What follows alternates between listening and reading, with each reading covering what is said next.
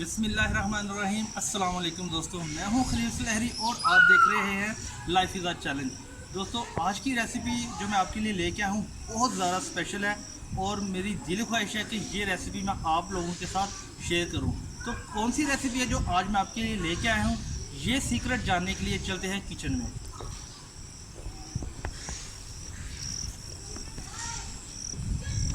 बिस्मिल्लाहिर्रहमानिर्रहीम। फ्लेम हमने ऑन कर लिया और पैन को चढ़ा दिया चूल्हे पे और 4 से 5 टेबलस्पून हमने बेसन लिया और इसको हम थोड़ा सा भून लेंगे जब तक हमें इसमें भुने चने की खुशबू ना आए, तब तक हम इसे भूनेंगे। बेसिकली आज हम बनाने जा रहे हैं और जो आज का सरप्राइज था वो यही है कि आज हम बनाने जा रहे हैं बीफ कोफ्ता। आज हम इसमें आपको बताएंगे कि क्यों आपके कोफ्ते जो हैं वो टूट जाते हैं और अगर वो टूटते नहीं तो हार्ड बनते हैं, जो कि खाने में वो मज़ा नहीं देते जैसे हम बाज़ार से खाते हैं। अल्हम्दुलिल्लाह भुने हुए चनों की खुशबू आना शुरू हो गई है। अब हम इसको एक बर्तन में निकाल लेंगे। हमने 1 किलो बीफ ले ली है, इसको हमने अच्छी तरह धो के खुश्क कर लिया है और इसमें हम ऐड करेंगे 1 टेबल स्पून लहसुन और अदरक का पेस्ट, प्याज एक दरमियाना कटा हुआ। इसको हमने काट के नहीं धोया, इसको हमने धो के काटा है, ये आपने ज़हन में रखना है। तो प्याज बिल्कुल खुश्क हो, इसमें किसी किस्म की नमी या पानी वगैरह शामिल ना हो, वरना जब प्याज अपना पानी छोड़ेगा तो फिर कोफ्ते कभी नहीं जुड़ेंगे। 1 टेबल स्पून जाएगा जिसमें नमक, 1 टीस्पून जाएगा जिसमें कुटी हुई लाल मिर्च का, 1 टेबल स्पून जाएगा जिसमें ज़ीरा पाउडर का, धनिया पाउडर जाएगा 1 टेबल स्पून, लाल मिर्च पाउडर जाएगा 1 टीस्पून, हल्दी जाएगी इसमें 1 टीस्पून, सब्ज़ मिर्च कटी हुई डालेंगे 3 अदद दरमियानी। अब इन तमाम इंग्रेडिएंट्स को मिक्स कर लेंगे अच्छी तरीके से। अल्हम्दुलिल्लाह जी, तमाम इंग्रेडिएंट्स अच्छी तरह मिक्स हो गए हैं। अब हम इनको ग्राइंड करेंगे और एक पेस्ट की शक्ल में ले आएंगे इनको।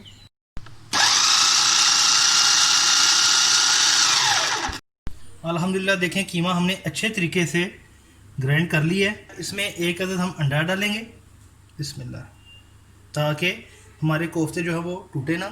और इसके साथ हमने वो शुरू में जो बेसन भुना था वो ऐड करेंगे और अब हम इसे अच्छे तरीके से मिक्स कर लेंगे। ये देखें जी, अंडा और बेसन हमने अच्छी तरीके से मिक्स कर लिया है और हमारा मिक्सचर जो है वो बेहतरीन बना है। ये देखें, बहुत ही मुश्किल से टूट रहा है, थोड़ा थोड़ा जुड़ रहा है, ये देखें। और एक कोफ्ता बना के आपको दिखाते हैं। ये देखें, बेहतरीन कोफ्ता हमारा रेडी हुआ है। अब हम इसे भी तोड़ के चेक करेंगे। ये देखें, बहुत मुश्किल से ये टूट रहा है, इसका मतलब है कि परफेक्ट मिक्सचर जो है वो हमारा रेडी हो गया है और हमारे कोफ्ते बिल्कुल भी नहीं टूटेंगे। ठीक है, अब हम तमाम मिक्सचर का सारे कोफ्ते बना लेंगे। कोफ्ते हमने बना लिए हैं। ये देखें, आप साइज़ आप अपनी मर्ज़ी से रख सकते हैं, छोटे या बड़े, लेकिन मैंने दरमियाने साइज़ के रखे हैं ताकि ये इजीली फ्राई हो जाए। इनको फ्राई करने के लिए सबसे पहले हमने कढ़ाई चढ़ा रही है चूल्हे पे और इसमें ऑयल डालेंगे।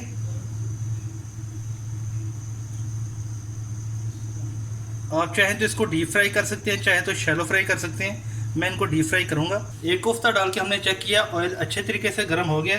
अब हम तमाम कोफ्तों को एक एक करके डालेंगे आराम के साथ।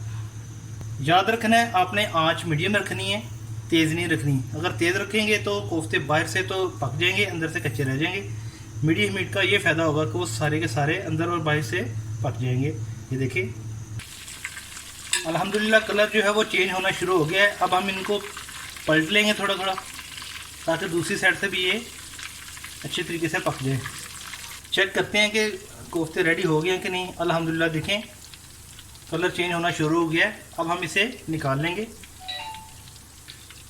बाकी कोफ्तों को भी हम इसी तरह फ्राई कर लेंगे और उसके बाद नेक्स्ट मरहले की तरफ चलते हैं। ये हम ग्रेवी तैयार करेंगे। पैन को चढ़ा लेंगे चूल्हे पे और इसमें हमने ऑयल डाला है 5 टेबल स्पून। अब हम इसमें प्याज डालेंगे, 2 कटे हुए दरमियाने। ये देखें, तब तक भुनेंगे जब तक ये गोल्डन ब्राउन नहीं हो जाता।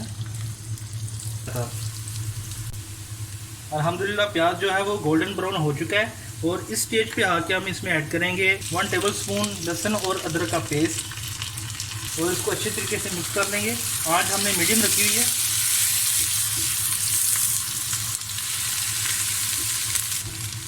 लहसुन अदरक का पेस्ट जो है वो हमने मिक्स कर लिया है। अब हम इसमें डालेंगे 2 अदद टमाटर बारीक कटे हुए, ये देखें। अब इनको भी अच्छी तरीके से हम मिक्स कर लेंगे जब तक ये नरम नहीं हो जाते। टमाटर अल्हम्दुलिल्लाह नरम हो गए हैं। जैसे ही टमाटर नरम हो हम इसमें मसाला ज़्यादा ऐड करेंगे। सबसे पहले 1 टीस्पून हम इसमें नमक ऐड करेंगे। लाल मिर्च ऐड करेंगे 1 टीस्पून। कुटी हुई लाल मिर्च ऐड करेंगे 1 टीस्पून। हल्दी ऐड करेंगे 1/2 टीस्पून। और इसको अच्छी तरीके से हम मिक्स कर लेंगे और टमाटर जो है वो मज़ीद गल के पेस्ट की शक्ल में आ जाएंगे। तो हम इस तमाम मसाला जात को ब्लेंड कर लेंगे और एक पेस्ट की शक्ल में ले आएंगे।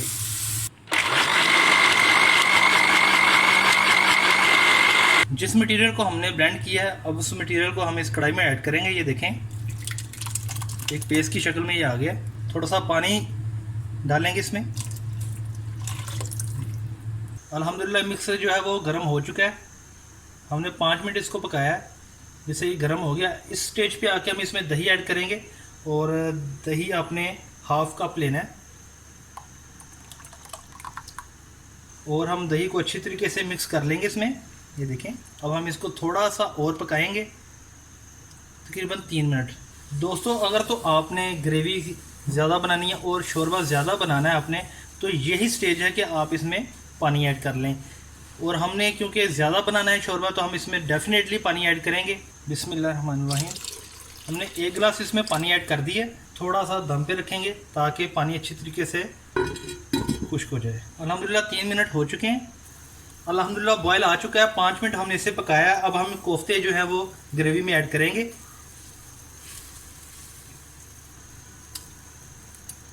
अल्हम्दुलिल्लाह कोफ्ते जी हमने इसमें ऐड कर दिए हैं। अब हम इसमें सब्ज़ मिर्च ऐड करेंगे, 2 दरमियानी कटी हुई और एक मैंने खूबसूरती के लिए डाली है।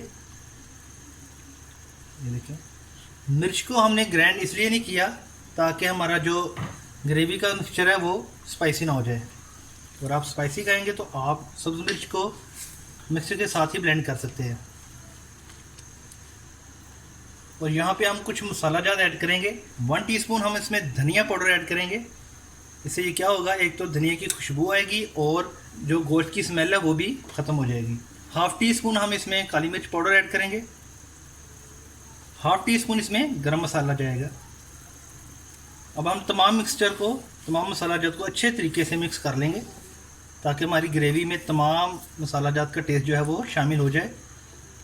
इसमें आपने देखना है ये है कि आराम से आपने चम्मच हिलाना ताकि कोफ्ते जो टूटे ना, ठीक है।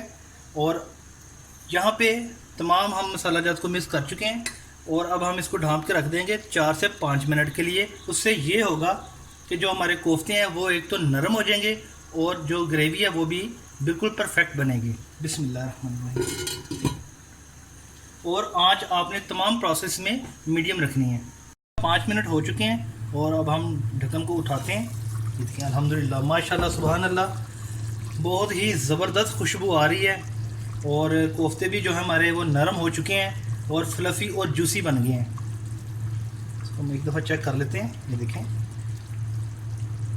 ग्रेवी हमने ज़रा पतली बनाई है क्योंकि हमने शोरबा ज़्यादा किया है।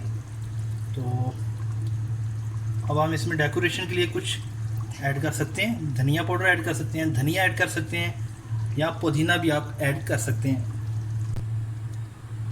अब हम इसे डिश आउट करते हैं। खुशबू तो अल्हम्दुलिल्लाह सुभान अल्लाह बहुत ही प्यारी आ रही है। और इसमें अब हम सर्व भी करेंगे और आपको बताएंगे कि ये कितने खस्ता, फ्लफ़ी और जूसी बने हैं।